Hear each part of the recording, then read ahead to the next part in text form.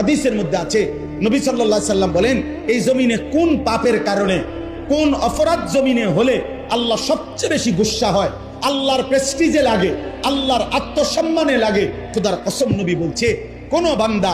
জমিনে যখন কোন নারী পুরুষ জিনা করে, ব্যভিচার করে, তো আল্লাহর প্রেস্টিজে, আত্মসম্মানে, আল্লাহর গায়রতের মধ্যে সবচেয়ে বেশি আঘাত লাগে। মালিক আমার বেশি গুসা হয়,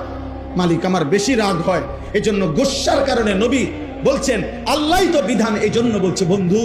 বন্ধু ওই জিনা করলো, ও ব্যভিচার করলো আমার জমিনে, ওরে খাওয়াইলাম আমি, ওরে পড়াইলাম আমি, এত বড় কায়নাত দিয়ে আমি তাকে লালন পালন করছি, ওরে আমি বলছি তার জন্য আমি হালাল বিবাহের ব্যবস্থা রাখছি, ওরে আমি বলছি তার স্ত্রী আমি ব্যবস্থা করেছি, ওর যৌন চাহিদা আমি আল্লাহ দিয়েছি, ওই নারী আমি সৃষ্টি করেছি, এই পুরুষ আমি সৃষ্টি করেছি, শাহওয়াত আমি সৃষ্টি করেছি, লজ্জাস্থানের চাহিদা